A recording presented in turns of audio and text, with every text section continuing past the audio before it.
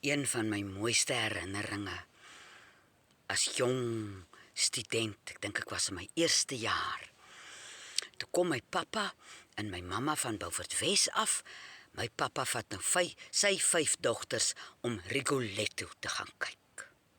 Nou ek was besonder geseënd met 'n pa.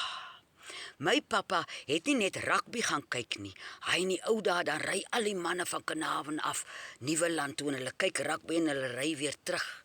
Maar my pappa het ook gehou van musiek. Spesifiek opera musiek. En Rigoletto was een van sy gunsteling operas. Nou kry hulle vir ons daar en ons kom op verskillende maniere. Ek is gekom haal, die ander susters is gekom haal. Ons gaan nou die aand Rigoletto kyk by Kunste Kaap. Toe was ek dink nog kruik gewees. Haai, en my pappa was 'n halwe ingetoe skaam mens gewees. En daai aand by Rigoletto het ek iets van my pappa gesien wat my so opgewonde gemaak het om te besef dis 'n deel van my pa wat ek min sien. Want hy het na 'n aria of iets, dan sal pappa saam met die ander mense, wanneer dit mooi was, opvlie en sê bravo, bravo. Nou dit was nie hy nie hoor, ek was so 'n soort mens en ek sien pappa spring op en hy bravo, dan bravo, ek ook.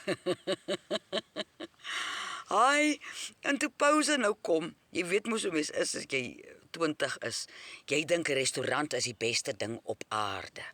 Nee, sê pappa, ons moet net nie wag op die trappe, hy gaan gou ons kos haal.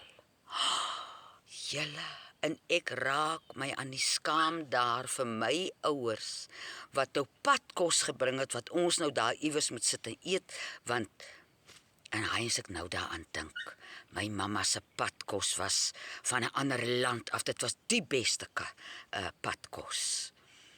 Nou kom pappa na terug van die ryding af en hier sit ons nou op die trappe van Kunste Kaap. Mamma vou daai waspapier so oop, daar's nou soetbroodjies, daar's soutbroodjies, daar's chops en daar's frikadelle. En ek is so skaam en ek eet nou maar.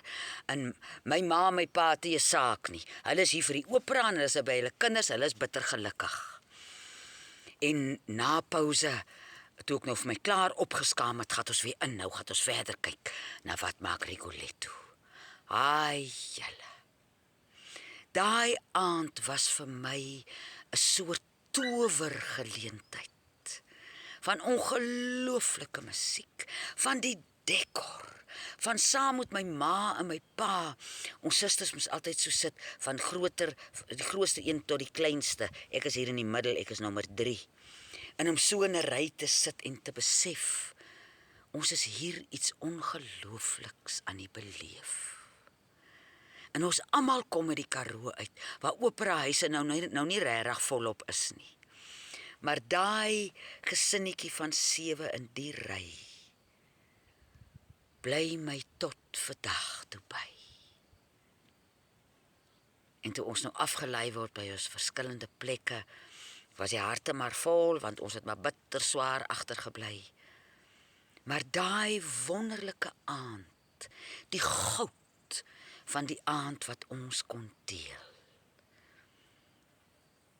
het al die jare by ons almal gebly.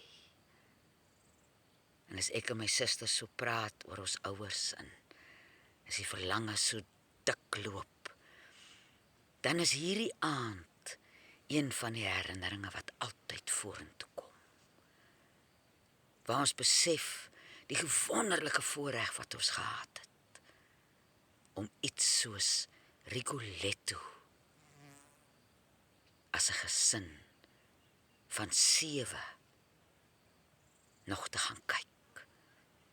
Ons is nou net 5. Mamma en pappa is huis toe.